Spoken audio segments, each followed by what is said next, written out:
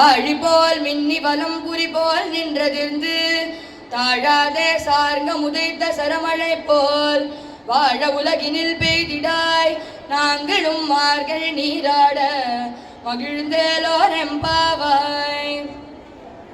நாலாவது பாசுரத்துல ஆண்டாள் என்ன சொல்றா அப்படின்னா, போன பாசுரம் மூன்றாவது பாசுரத்துல இந்த பாவை நோன்பு பண்றதுனால என்னெல்லாம் நமக்கு கிடைக்கும் அப்படிங்கிறதோட கண்டினியூஷனா மழை எப்படி பெய்யணும் அப்படிங்கிறத இந்த பாசுரத்துல வருணன், அதாவது ரெயின் காட் கிட்ட பிரார்த்தனை பண்ணி சொல்றா. ஆழிமழை கண்ணா ஒன்று நீ கைகரவேல், வருணதேவனை பிரார்த்தனை பண்றா. இது மாதிரி நீ எனக்கு ஒரு ஹெல்ப் பண்ணணும், ஒன்று நீ கைகரவேல்.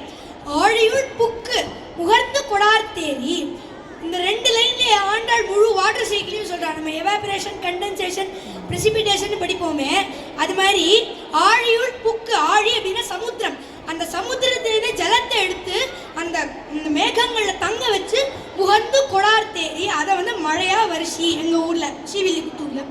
ஊழி முதல்வன் உருவம் போல் மெய்கருத்து, எல்லாத்துக்கும் காரணமா இருக்கிற அந்த பகவானோட உருவம் எப்படி கருத்து இருக்குமோ அது போல கருத்த மேகங்கள் வேண்டும், உருவம் போல் மெய்கருத்து. பாழியன் தோளுடைய பத்மநாபன் கையில் ஆழி போல் மின்னி வலம்புரி போல் நின்றதிருந்து, பாழியன் தோளுடைய அழகான தோள்களுடைய அந்த பத்மநாபன் எவருடைய நாபிக்கமலத்துல தாமரை இருக்கோ அப்பேற்பட்ட அந்த பெருமாளோட கையில இருக்கிற அந்த சக்கரம் போல மின்னல் வெட்டணுமா, வலம்புரி போல் நின்று அதிர்ந்து. தண்டர், அந்த தண்டர் வரும்பொழுதே அந்த சத்தம் வரும் இல்லையா, அது மாதிரி சங்கம் வரும்போது அந்த சங்கநாதம் மாதிரி அந்த தண்டரோட சத்தம் இருக்கணும். ஆழி போல் மின்னி வலம்புரி போல் நின்று அதிர்ந்து. தாழாதே சார்ங்கம் உதைத்த சரமழை போல், சாரங்கம் பெருமாளோட வில்லான அந்த சாரங்கத்திலேருந்தே எப்படி சரமழை அம்புக்கள்லாம் எப்படி மழை மாதிரி பாயுமோ அது மாதிரி மழை வரணும் அப்படின்னு ஆண்டாள். அப்புறம் திடீர்னு தோணிது ஆண்டாளுக்கு, என்னடா இது நம்ம இவ்வளோ டிஸ்கிரைப் பண்ணிட்டோமே, எங்கேயாவது சென்னையில் மிச்சாங் புயல் வந்த மாதிரி ஸ்ரீவில்லிபுத்தூர்லேயே வந்துட போகிறது அப்படிங்கிறதுனால வாழ உலகினில் பெய்திடாய், நாங்களாம் இருக்கிற மாதிரி உலகில் பெய்யணும் மழை.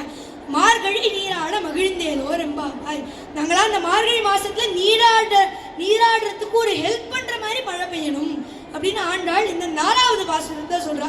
இந்த பாசுரமே தமிழ் டீச்சருக்குலாம் ரொம்ப பிடிச்ச பாசுரம். ஏன்னா இதுல 11 நகரம் வருது. ஆழி மழை கண்ணா ஒன்று நீ கைகரவேல் ஆழி உள்புக்கு முகர்ந்து கொடார்த்தேரி ஊழி முதல்வன் உருவம் போல் மெய்கருத்து பாழியம் தோளுடைய பத்மநாபன் கையில் ஆழி போல் மின்னி வலம்புரி போல் நின்றடிந்து தாழாதே சார்ந்தமுதைத்த சரமழை போல் வாழ உலகினில் பெய்திடாய் நாங்களும் மார்கழி நீராட மகிழ்ந்தேலோ ரெம்பாவாய் அப்படின்னு 11 நகரம் இந்த பாசுரத்துல வருது. நம்மளும் இந்த பாசுரத்தை மார்கழி மாசத்தை சொல்லி மகிழ்ந்தேலோ ரெம்பாவாய் என்று இந்த 4வது பாசுரத்தை ஆண்டாள் தலை கட்டுகிறார். ஆண்டாள் திருவடிகளே சரணம்.